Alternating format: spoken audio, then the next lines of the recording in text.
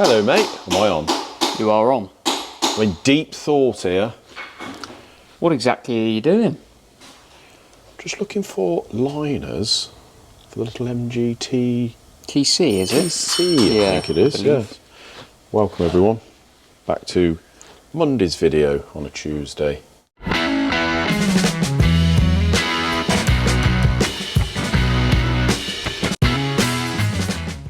Yeah, so I'm just trying to find a liner, mate, an off-the-shelf liner. Yeah. For the little MG. I was going to go for a top hat, but I'm not sure whether I can on this without having to get one made. So, oh dear. So first of all, I'm looking for one that is the correct length. So this is about 6¼ inch. We've got some which are over that, which is okay because we can trim the bottom. But I want to go, this is the piston that we're going to be boring it to, so 2.615-ish. And I want to be going not too much bigger on the outside diameter. No, so you don't want to have to bore too much out with the liner once it's in the block. No, so you've got one here which is about 50 thou under on the internal, which is okay. But the external's like nearly 3 inch, that's massive. So yeah, we can't do that.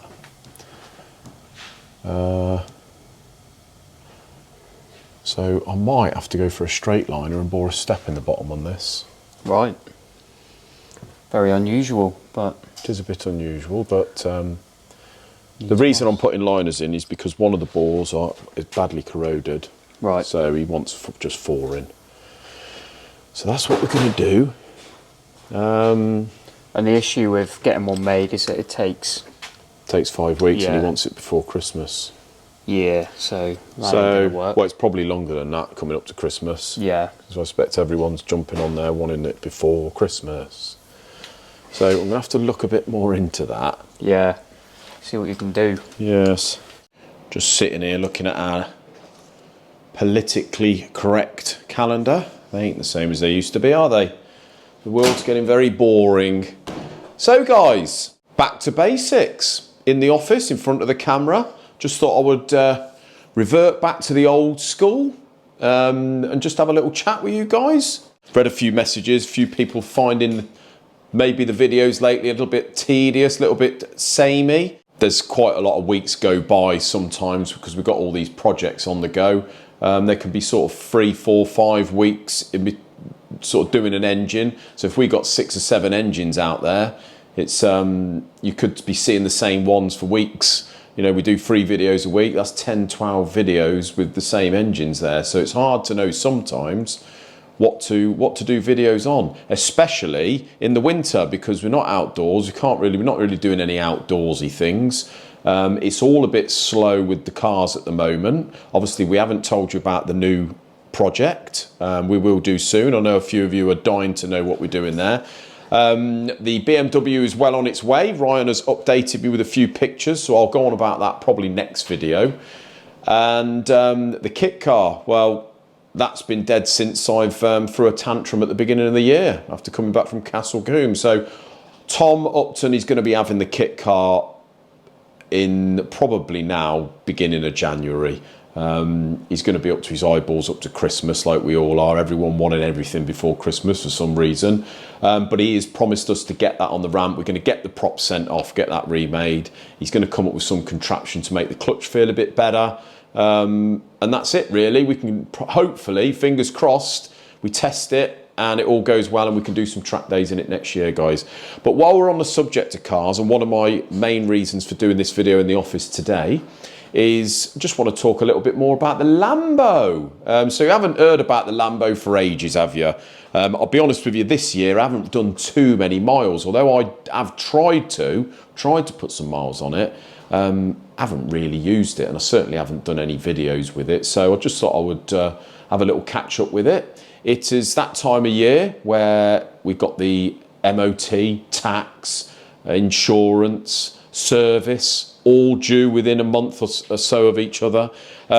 So we've just completed all of it, and I've had a little workout of what it's cost me this year. So the reason I'm going to put it in a video is to just get your opinion on what you would do, what you think we should do with the Lambo. Now, obviously, that is my personal car.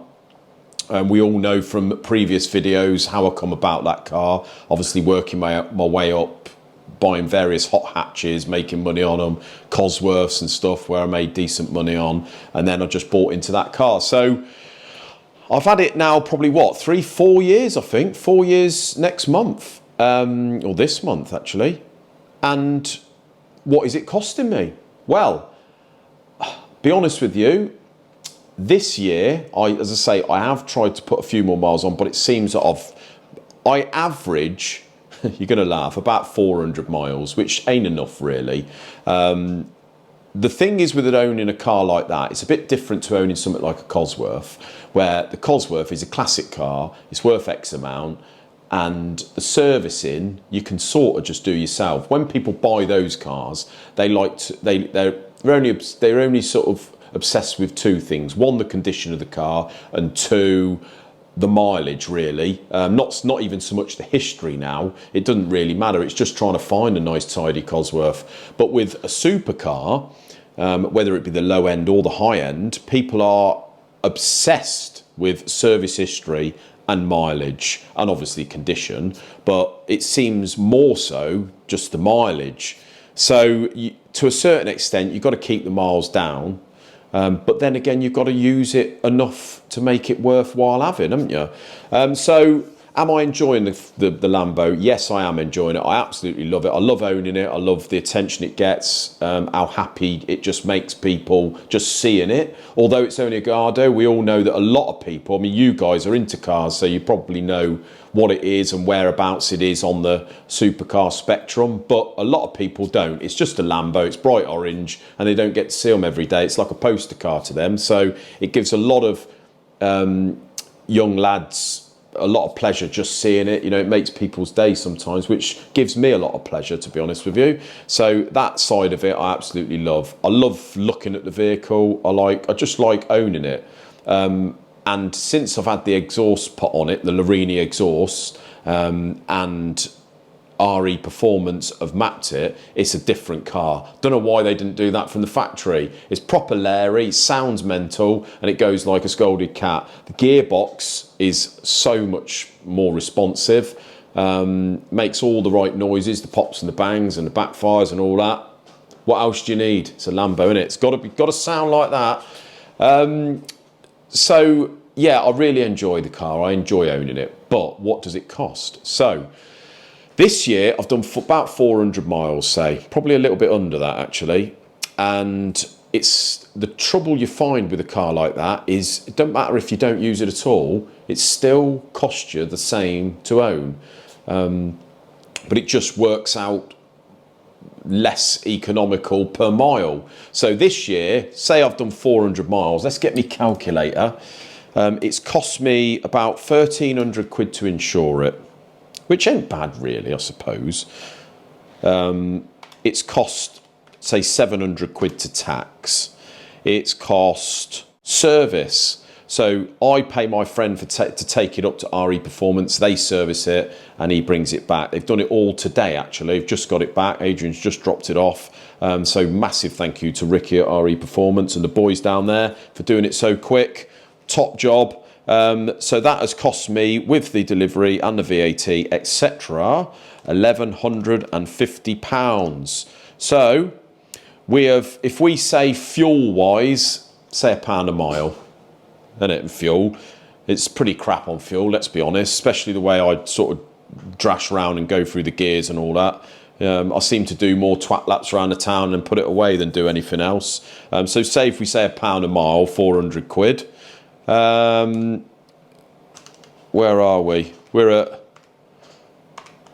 so say 3,500 quid it's cost, and that's without tyres or anything like that, but then I don't use it enough to go through tyres, so it's cost me 3,500 grand. Say I've done 400 miles in it, that has cost me £8.75 a mile. Now that does sound ridiculous, but it doesn't sound as ridiculous as when you say, well, if I take it out on a Sunday, I normally go from here to Ilfracombe, which is 15 miles, probably a half-hour drive, have a little coffee there, do a couple of twat laps and come back. So say if I do 30 miles, that that has cost me £262.50 just to go to Ilfracombe and back for an hour, which sounds quite expensive, doesn't it?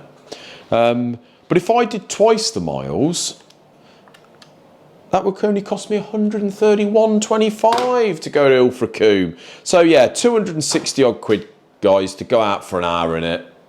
Sounds dear, doesn't it? I could almost do with using that car a bit more. Now, initially, because I've never owned a car like that, I want to keep the miles down. It's just literally done 18,000 mile now. It's a 2009 car, so it's 15-year-old. If we say, even if I did 1,000 miles a year, that's still well below average, isn't it? So I was sort of thinking now, let's just use the car a bit more. Even if I do 1,000 miles a year, on average, every year it's going to be lower and lower average miles, isn't it? So I don't know. It's one of those where every year I sort of work it out and I think that's obscene. But then in the year, I don't really think about it. I just like owning it. When I get it out, I like it there, all on the road, ready to just jump in and go out for a spin. I think with anything, if you worked out how much it's cost you, I mean, a lot of these cars that people buy, they get on finance. I don't know anything on it, so they pay massive amounts finance and all the rest of it. And some of those cars still cost a lot of money to run. So I don't know, guys. Don't know what I'm getting at here. What do you think I should do? What would you do if you were in my position? Would you just think, stuff it, let's just enjoy the thing? Or would you think there could be better investments to put your money in? Not that it's an investment, but I think value-wise, we're not going to go down anymore with a car like that. It's just probably going to creep up. All the history of those Italian supercars and that they sit for years like that, and then they just next minute they're X amount, probably twice as much, but you don't know, do you? So yeah, don't know, guys. Bit of a same thought every year with this car, but it's only because it's coming up to winter and I'm not really going to use it. But in the spring, I won't give a damn again. But what would you do? What do you think? So 500 is all done. Looking pretty. It is looking pretty. Got the oil pressure up this morning, filled it full of oil. Got good pressure, didn't we? Yeah, 4.5 bar. 4.5 bar, straight up there, mate. Yeah. So all I'm waiting for on that is a spigot bearing, and we can get the clutch on, get it on a pallet and on its way. Lovely all job. paid for. Another one bites the dust. I think you've just been waiting for some cam bolts on that, haven't you? Yes, I have been waiting for them, and they have arrived.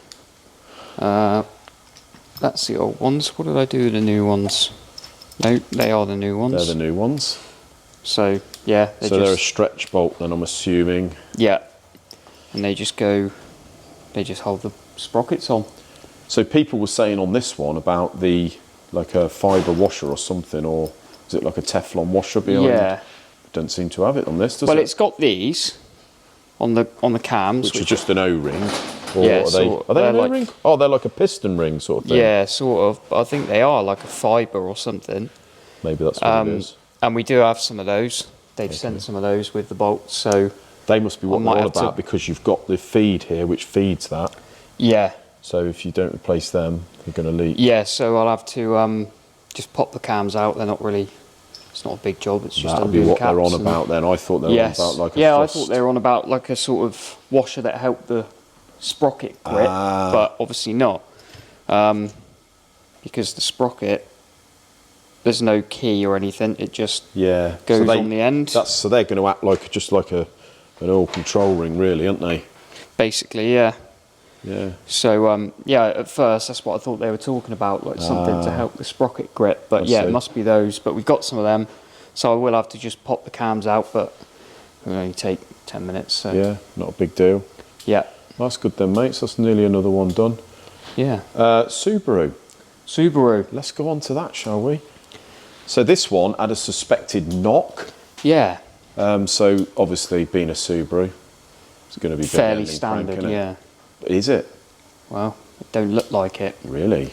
Well, I'm not convinced. I can't think what I did with the main. Oh, there's some of the mains. The only thing I found was on these main bearings, They had started to sort of delaminate and little chunks have come out. Oh, nice. But the crank itself Crank looks good.